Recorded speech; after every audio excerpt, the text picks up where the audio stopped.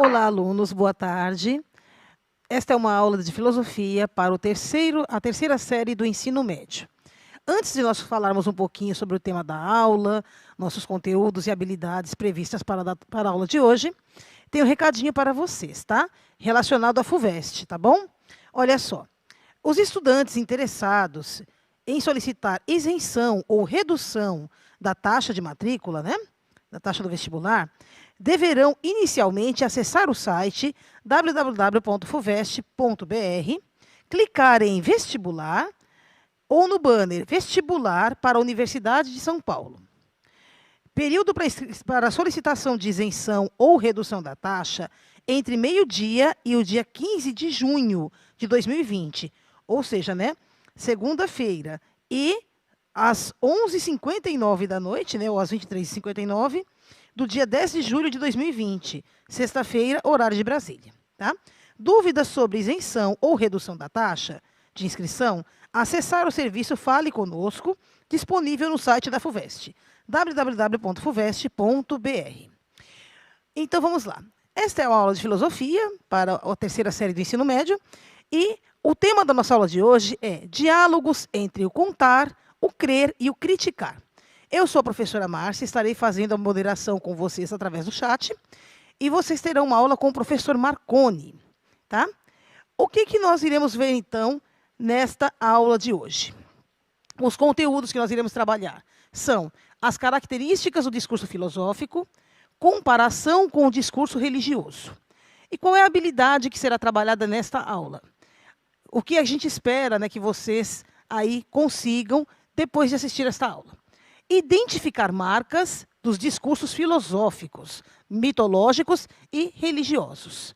Professor Marconi, boa tarde.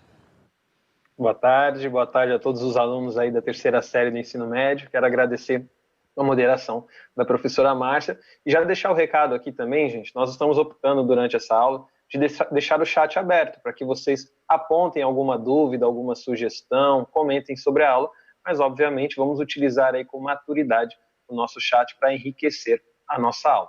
Como a Márcia bem colocou para vocês, então a gente está trabalhando a partir desse título Diálogo entre o contar, o crer e o criticar, a capacidade, a habilidade da gente identificar o que caracteriza um discurso filosófico, um discurso mítico ou mitológico e um discurso religioso. E eu quero deixar já uma sugestão de atividade para vocês, lembrando que essa sugestão de atividade, gente, é sempre uma dica, né, uma possibilidade, um caminho que a gente oferece para os professores e para os alunos, tanto para que vocês construam um conhecimento, um aprendizado, como também tem uma possibilidade ali de registrar esse aprendizado e convertê-lo numa avaliação, numa nota.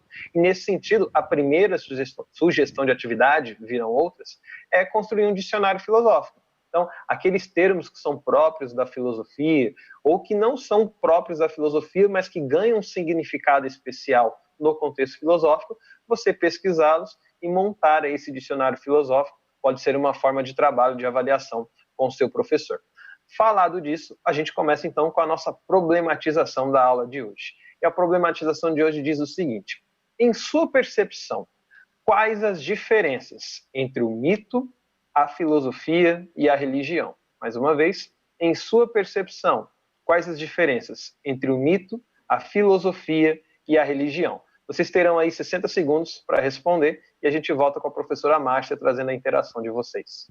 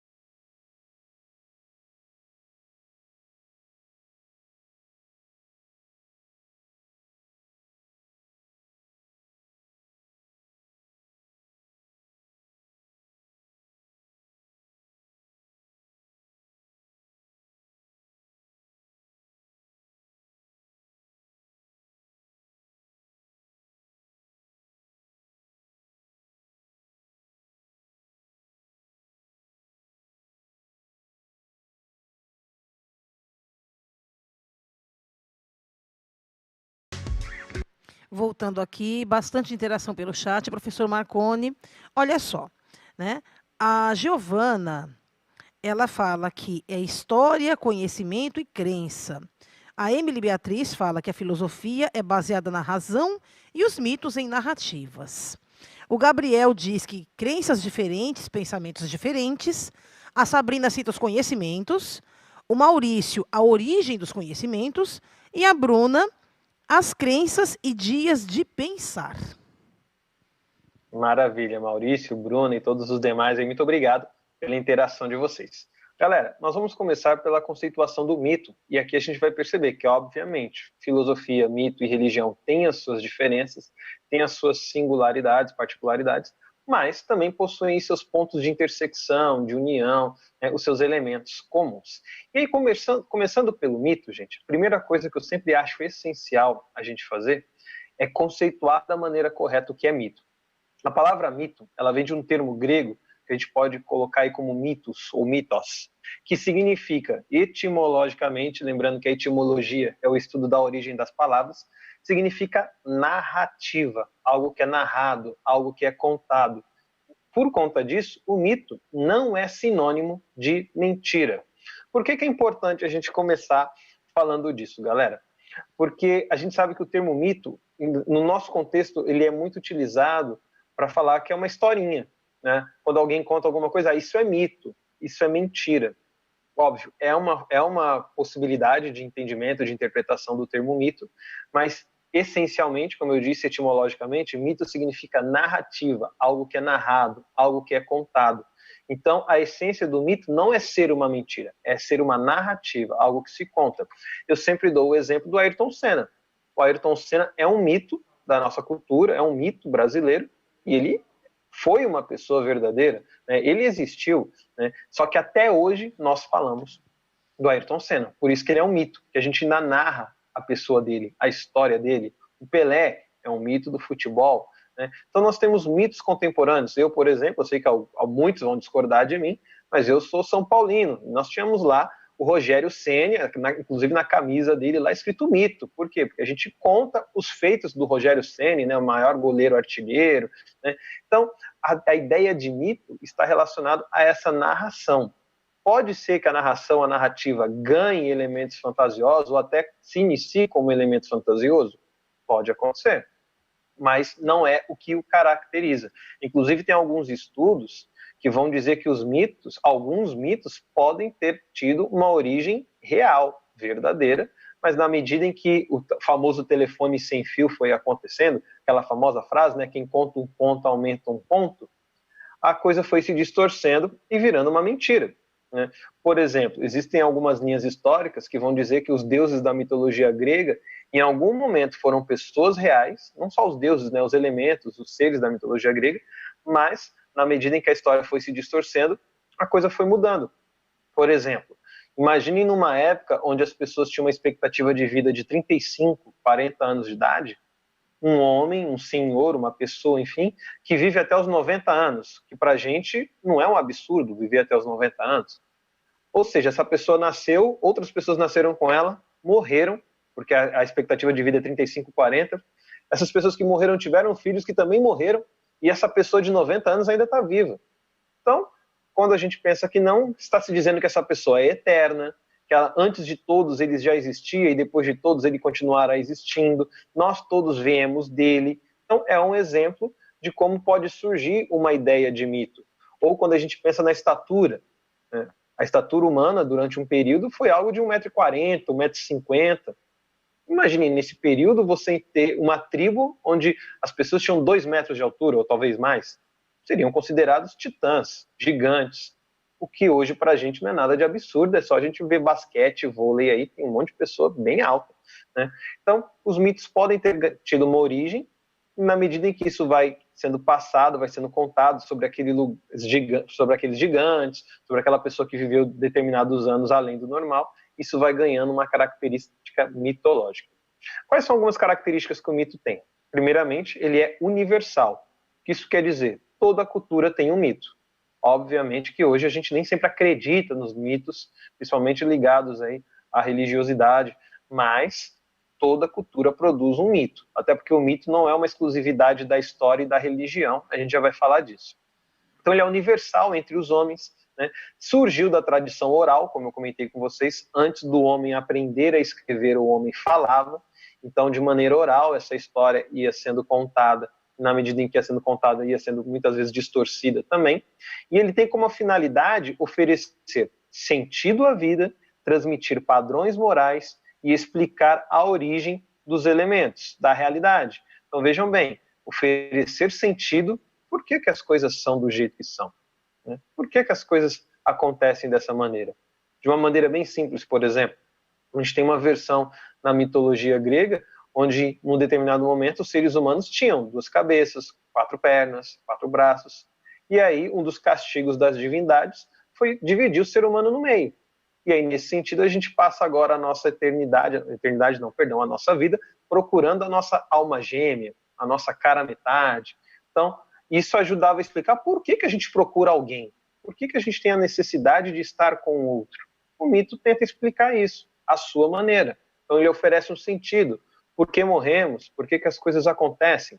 Além disso, o mito transmite padrões morais, ou seja, comportamentos. Isso é certo, isso é errado.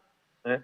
Eu sempre, quando falo do mito, eu conto a famosa historinha lá do homem do saco, do velho do saco, que todo mundo já deve ter ouvido alguma vez a mãe, o pai, enfim, aquela pessoa que cuidava de você, dizendo, olha, sai da rua, não fica na rua até tarde, senão o velho do saco, o homem do saco vai te levar. Né? E eu nunca fui, já rodei em alguns lugares no Brasil, nunca vi um lugar em que essa história não existia. Né? É um mito. Pode ter existido em algum lugar um homem que talvez em algum momento levou uma criança? Pode até acontecer. Mas é uma história que é contada para transmitir um padrão de comportamento. Não fique na rua até tarde, obedeça a sua mãe, e assim por diante. E também para explicar a origem dos elementos da realidade. Né? De onde veio a vida, de onde veio o sol, de onde veio cada coisa. Quando a gente olha, por exemplo, a questão do fogo. Antes do ser humano dominar o fogo, ele tinha contato com o fogo apenas quando caía um raio, numa moita, numa árvore, e aquilo pegava fogo. De onde vem aquilo? E aí, quando você olha a mitologia grega, você vai ver, por exemplo, que Zeus, que habita nos céus, tinha como arma justamente um raio. Né? Então, essa ideia do fogo como algo que vem do céu, que vem da divindade, é uma forma de explicar a origem das coisas. E aí, nesse sentido, eu quero ler para vocês aqui agora um outro exemplo, e bem claro, de mito, que muitos conhecem, que é o mito de Pandora, para a gente perceber essa questão da origem, do padrão moral, do sentido que o mito oferece para a vida humana. O mito de Pandora diz o seguinte: para castigar os homens por receberem o fogo de Prometeu, que significa pensar antes de agir, Zeus criou Pandora. Uma das traduções do nome de Pandora é todos os dons. E a deu como esposa a Epimeteu, que significa agir antes de pensar. Inclusive, o pessoal que gosta de videogame aí tem um jogo que mostra essa situação do castigo deles, que os irmãos receberam depois, Prometeu e Epimeteu. Mas continuando. Seu único defeito era a curiosidade, o que a fez abrir o presente de casamento de Zeus, um jarro proibido de ser aberto.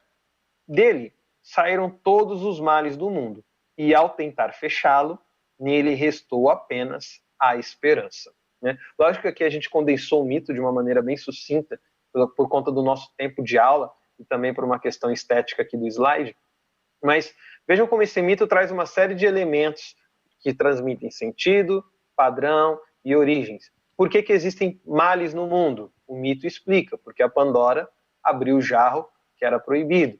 Né? Explica a questão do padrão de comportamento. O que acontece quando a gente desobedece?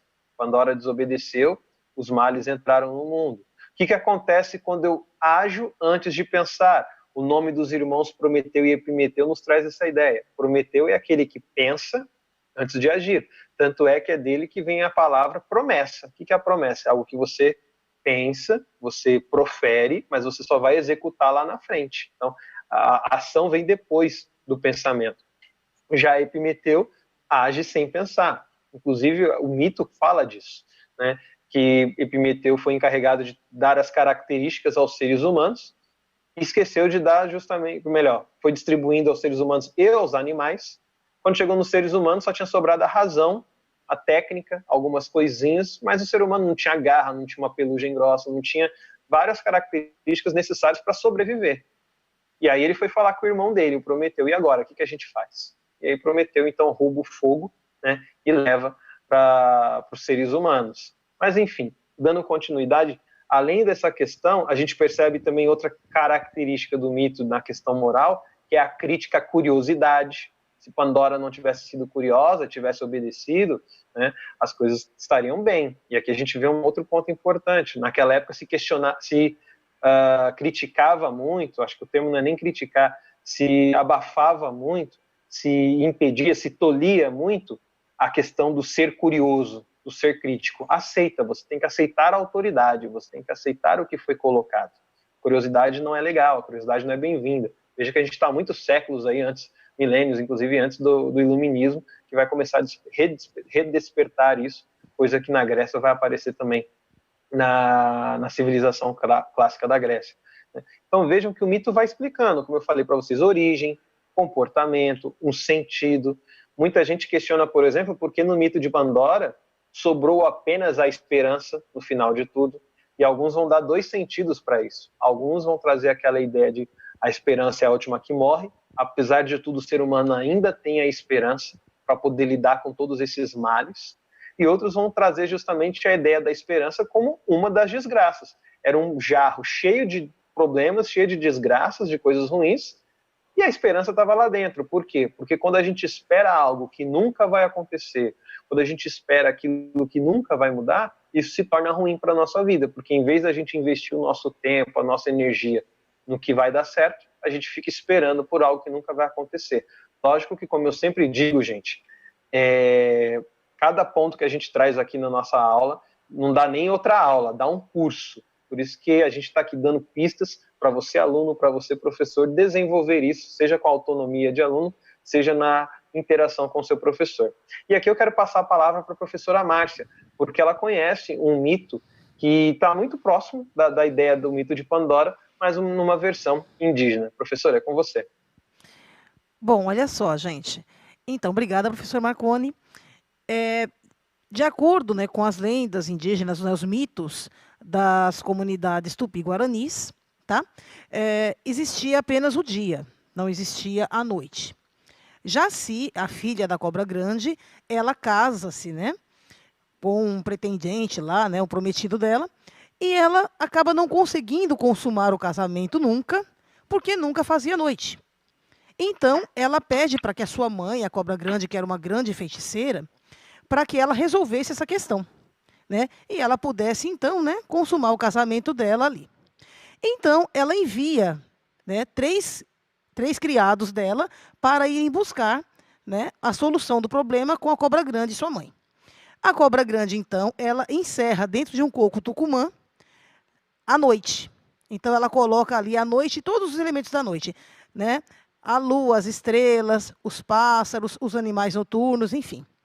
Os escravos, então, né, quando pegam o coco, durante a travessia, voltando para a casa de Jaci, eles escutam, né, colam o ouvido no coco e escutam lá dentro, né, o cantar dos grilos, o pio da coruja, e eles ficam curiosos em saber o que tem dentro do coco. E, desrespeitando a ordem da Cobra Grande, jamais abram esse coco, entreguem-o na mão de Jaci, que ela vai saber o que fazer com ele. Os escravos vão e abrem o coco. No que eles abrem o coco, à noite tudo que está lá dentro escapa. E aí, a partir de então, as trevas tomaram conta do mundo durante muito tempo. Aí, antes que só tinha dia, passa agora só existe noite. E aí, depois, por obra, né, de mais um feitiço da Cobra Grande, acontece então a separação entre dia e noite. Para vocês verem, né, que, apesar, né, de estarmos na Grécia com a lenda de Pandora e estarmos aqui nas comunidades ameríndias, né, a distância é muito grande, geograficamente falando, mas observem que os mitos, né, eles têm todos uma certa ligação, né, uma relação aí. A questão da curiosidade, a Pandora abre a caixa, né, os criados aqui abrem o coco, enfim, né, e acaba, né, por serem tão incautos, né, e não obedecerem, acabaram criando um grande problema, né? No final, depois, então, de acordo com a lenda, né, a Cobra Grande, então, ela consegue depois, por mais obras de outro feitiço, dividir, então, dia e noite. É isso. professora. Vejam aqui, gente, tem alguns historiadores e de outros campos do conhecimento, inclusive, que vão trazer essa ideia de como a religião e o próprio mito são universais não apenas por estarem presentes em diversas culturas, como eles têm elementos comuns aí que vão remeter a séculos e até milênios atrás, onde você consegue identificar alguns pontos que aparecem em diversas culturas, a noção de trindade, por exemplo, diversas culturas que não tiveram no primeiro momento um contato próximo, possuem o elemento da trindade nas suas divindades, você encontra isso entre os indianos, né, na cultura judaico-cristã, mas como eu falei, isso daqui é outro curso que a gente poderia dar para vocês aí, ou quer dizer, poderia dar depois de estudar muito também para vocês. Falado disso, gente, eu quero fazer agora uma atividade com vocês, é uma atividade muito simples, muito tranquila, para a gente avançar no nosso conteúdo.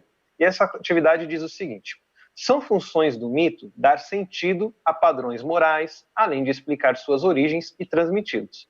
Quais recursos a linguagem do mito de Pandora fez uso para cumprir estas funções? Vou perguntar de novo. São funções do mito dar sentido aos padrões morais, além de explicar as suas origens e transmiti-los. Quais recursos a linguagem do mito de Pandora fez uso para cumprir com essas funções? O que o mito usou para poder dar sentido, explicar a origem e transmitir valores? 60 segundos, beleza, gente? E a gente volta com a professora Márcia.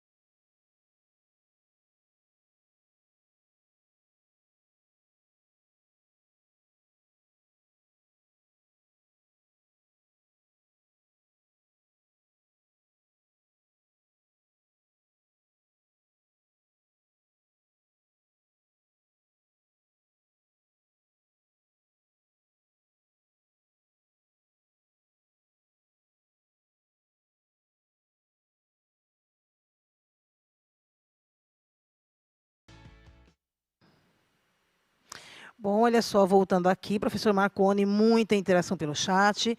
A Giovana pediu para falar um pouco mais sobre a mitologia nórdica. O Brian faz uma pergunta, né? Depois eu até posso responder sua pergunta, Brian. Né? O Brian pergunta aqui que os indígenas tratavam uma titanoboa como feiticeira?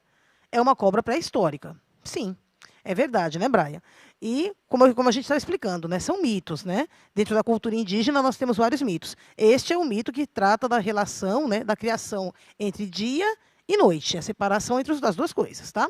Mas são mitos, tá? Da mesma forma como o mito aí da caixa de Pandora, ok?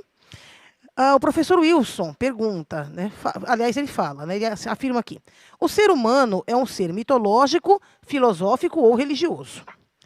Nayara e a maioria dos alunos aqui falam que são metáforas. Francisco, a personificação. Amanda cita a narrativa. E o Israel cita as parábolas. As parábolas também, né, existem aí nos livros sagrados, né, religiosos, né, na Bíblia, no Alcorão, na Torá hebraica, enfim. Né? Vamos lá, professor.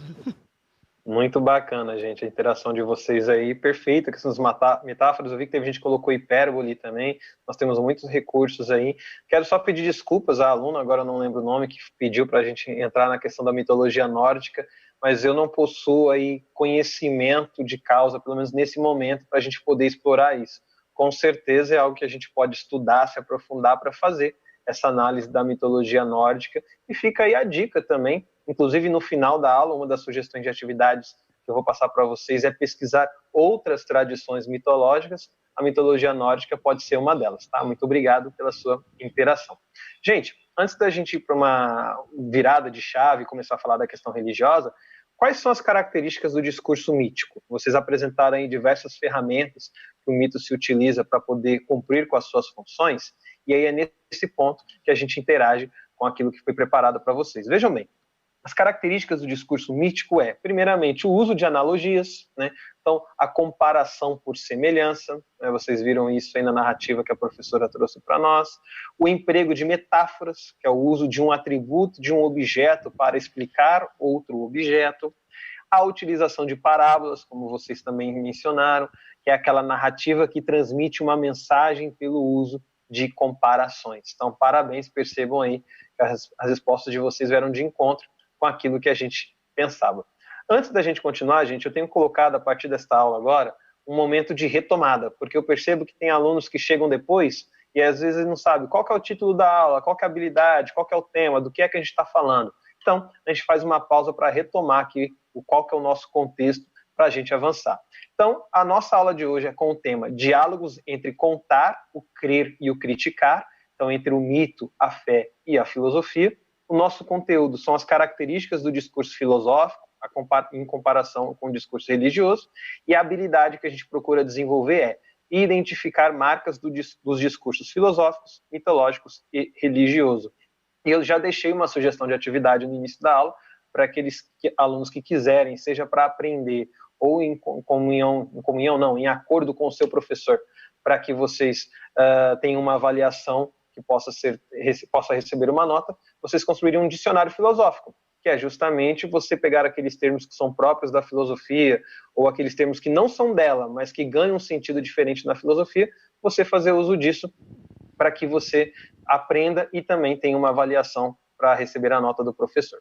Falado disso agora, gente, nós vamos entrar no assunto religião. E a gente sabe que o termo religião, ele por si só, até por uma questão etimológica, ele já dá uma discussão muito interessante, já é um fio aí que pode se desenrolar em diversos outros aspectos. Por quê? A palavra religião, ela vem de um termo latino chamado religio, né?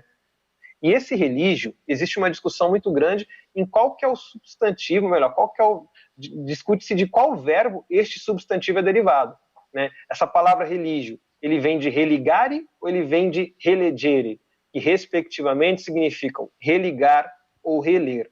E a gente sabe que isso daqui já é muito interessante. Porque se eu penso a religião como uma religação, eu posso ter essa ideia da ligação do divino com o humano, ou aquela ideia da ligação com o meu próximo.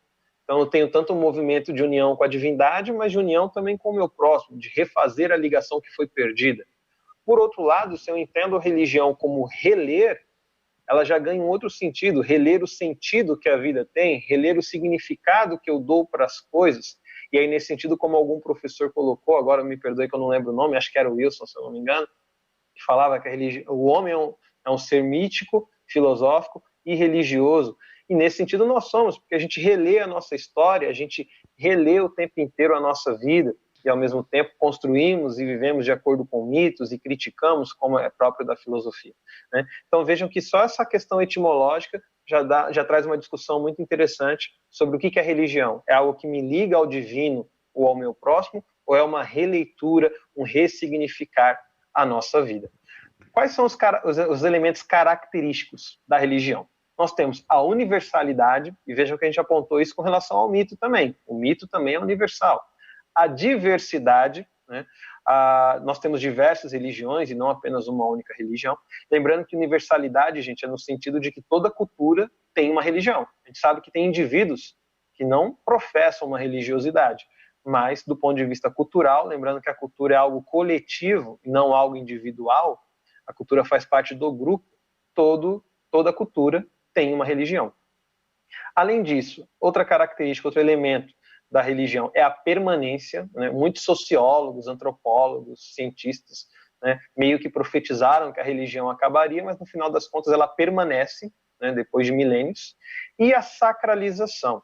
E aqui é importante a gente lembrar, gente, que sacralizar é um termo que etimologicamente significa separar, tornar sagrado. Então, não é apenas a religião que sacraliza, ela faz isso, né? É um elemento característico dela.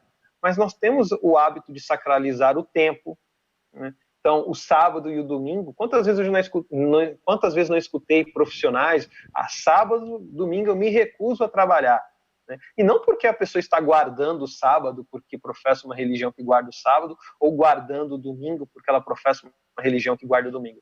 É porque é final de semana. Então aquele espaço virou sagrado para ela, aquele momento virou sagrado. Nós sacralizamos momentos, situações, como, olha, não mexe comigo ou com ele quando ele está dormindo, porque o sono para ele é sagrado. Nós sacralizamos alimentos. Eu, por exemplo, sou um apaixonado por lasanha, gente. Então, no meu aniversário, minha mãe não fazia bolo, minha mãe fazia lasanha. Então, a lasanha é quase que um alimento sagrado para mim. Você pode falar mal de qualquer alimento, mas não fala mal de lasanha, a não ser de berinjela, que eu não curto muito mesmo, né? Mas a gente sacraliza as coisas.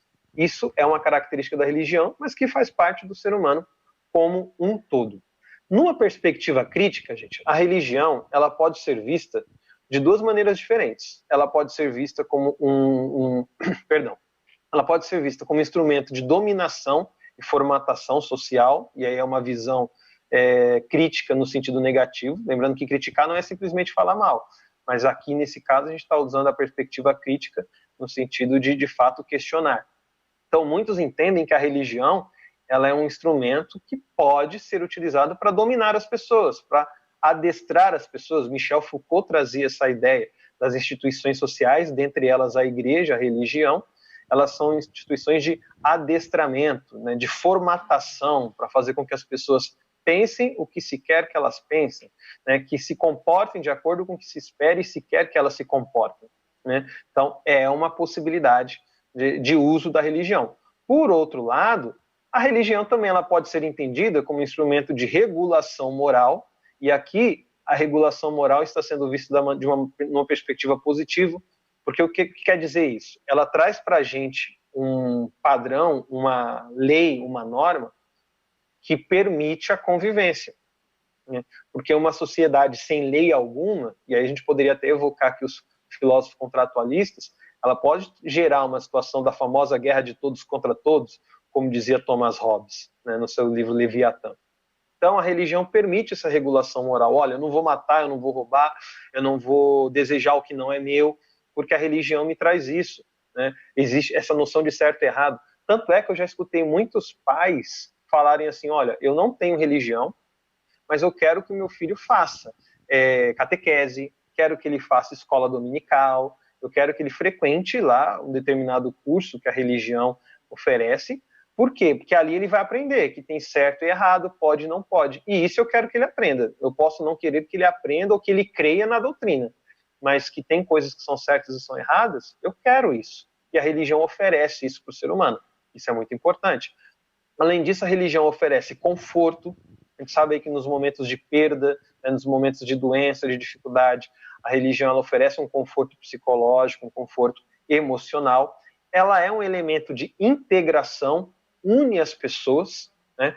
Às vezes a gente ajuda o outro ou consegue abrir um espaço de conhecimento, de diálogo com o outro pela questão religiosa, né? Nós temos a mesma religião, nós temos a mesma fé, então isso nos une, né? E isso pode ter N desdobramentos. E por fim, a religião também é um elemento de intervenção social. A gente sabe que isso não é exclusividade dela, mas a religião ela em muitos lugares é a maior instituição quando se trata de caridade, quando se trata de investimento para que exista o atendimento a necessidades básicas, ao atendimento aos direitos humanos. Então a religião ela também intervém. Em São Paulo nós temos, por exemplo, o padre Júlio Lancelotti, que faz um trabalho com os moradores de rua. Então é muito importante a gente ter essa visão que a religião ela pode ser utilizada de uma maneira de formatação, de domínio, mas também pode ser vista de uma maneira positiva. Galera, eu vou pular esse momento de atividade que eu tinha preparado para vocês, para a gente conseguir falar do discurso filosófico. E aí, a partir disso, a gente pode, ou melhor, você, professor, que acompanha a aula, ou que vai ter acesso aos slides depois, pode oferecer para os seus alunos essa atividade que estava proposta para vocês, que inclusive era muito interessante, era vocês pensarem aí em outras narrativas mitológicas, em outras narrativas que são religiosas também, para a gente fazer esse diálogo da filosofia, do mito com a religião. Mas, infelizmente, a gente não vai ter tempo de fazer isso agora. Então, indo para o discurso filosófico, vamos lá. O discurso filosófico ele é marcado pelo questionamento sucessivo, então, ou seja, a gente questiona continuamente as coisas. Ele busca a fundamentação das afirmações, por que eu creio, por que eu penso que determinada coisa é assim. E faz uso do pensamento crítico. A gente vê as características aí do mito e da religião. Essas são as características do discurso filosófico. O questionamento, né? Vejam que não é o questionar por questionar, é questionar para entender, para buscar o segundo elemento, que é a fundamentação, fazendo uso do elemento crítico, do pensamento crítico, né? Aqui no sentido kantiano, de tentar enxergar ali qual que é a causa primeira de tudo isso. Eu quero ler para vocês agora um texto do filósofo Bertrand Russell, muito bacana, gente, que mostra para a gente como que a filosofia ela se situa entre a religiosidade, muitas vezes, e a ciência, que é uma racionalidade, um campo da razão e da experiência sensível. Bertrand Russell, nesse texto que eu adaptei para vocês, diz o seguinte: a filosofia é algo entre a teologia e a ciência. Como a teologia consiste de especulações sobre o que a ciência não sabe. Como ciência, apela mais à razão humana do que à autoridade, seja esta a da tradição ou a da revelação.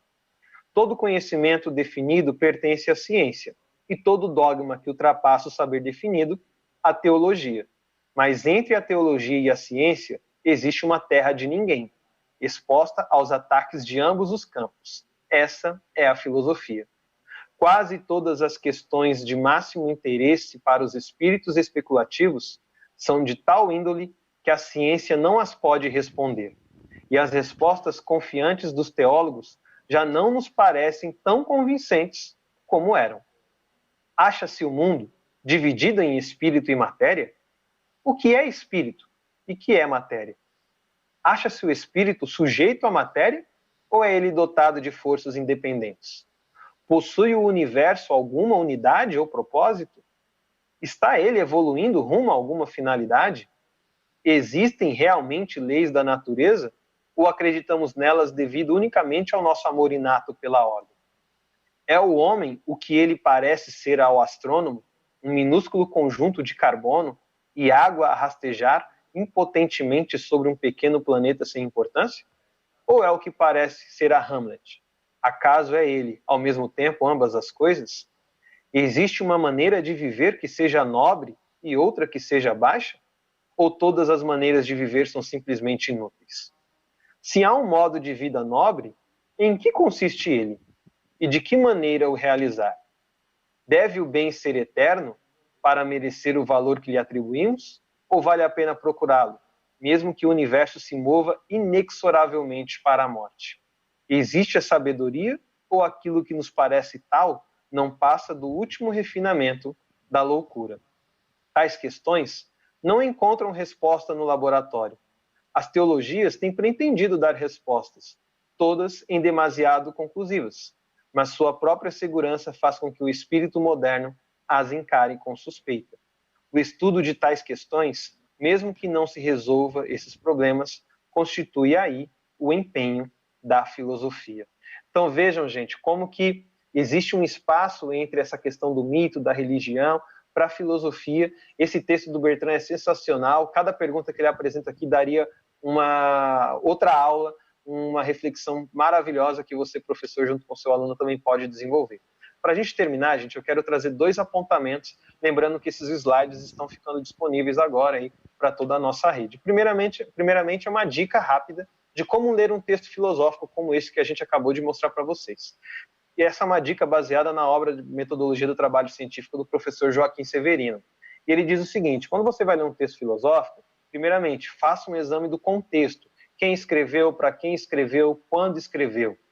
Faça uma primeira leitura, como a gente aqui acabou de fazer. Depois da primeira leitura, volta e aí faça uma análise do texto. E, por fim, aí sim, você interpreta esse texto. E aqui a gente termina, então, apresentando os pontos comuns entre mito, religião e filosofia. Estes pontos comuns, já pedindo perdão a vocês pela pressa, mas é porque a gente tem aí 1 minutinho para terminar, diz o seguinte: não enxergam o mundo como algo natural, todos os 3 apresentam causas, possuem objetos e temas comuns, servem-se um do outro, permanecem na contemporaneidade e influenciam o Estado e a vida cotidiana. Nós temos outras sugestões de atividade nos slides que você, professor e aluno, podem desenvolver aí na sua casa. Obrigado pela atenção de vocês. Até a nossa próxima aula. Obrigada, gente, pelas interações. Obrigada, professor Marconi. Até a próxima aula.